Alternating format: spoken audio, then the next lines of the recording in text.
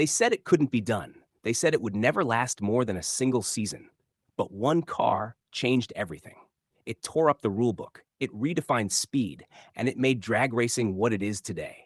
This is the story of the machine that changed drag racing forever.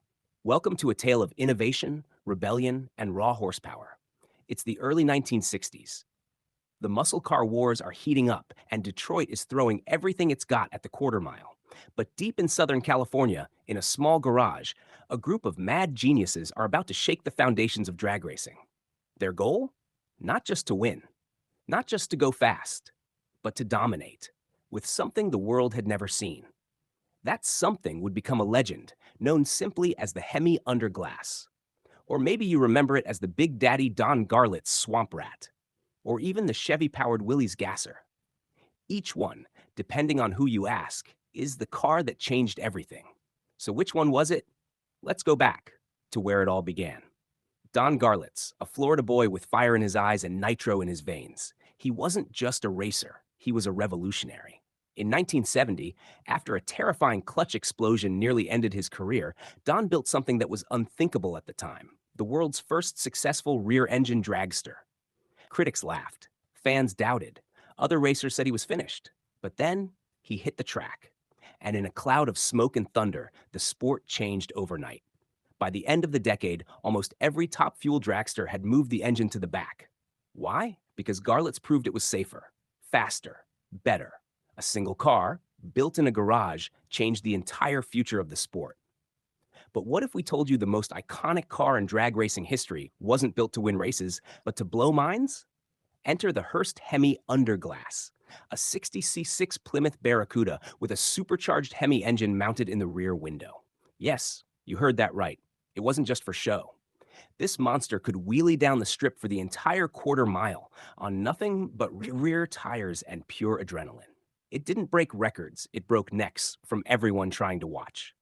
Built by Bob Riggle and backed by Hearst Performance, the Hemi Under Glass became a fan favorite and turned drag racing into a spectacle.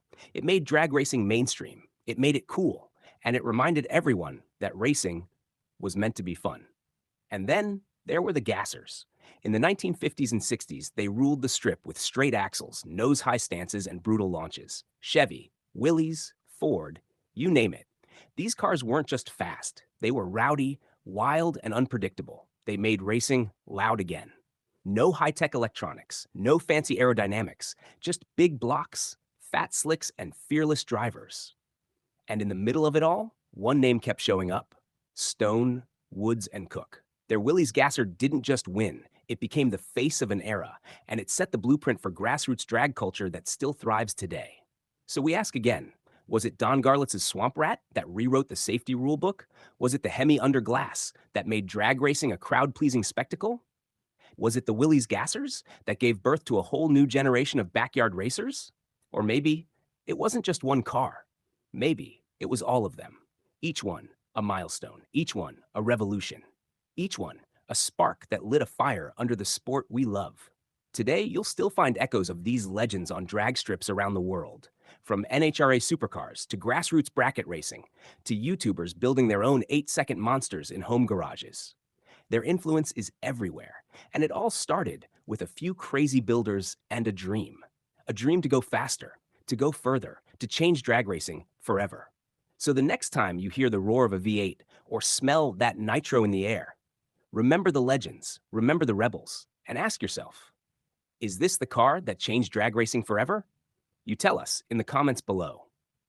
Hit like if you love old school horsepower, subscribe for more legendary car stories, and share this with someone who needs to hear this history.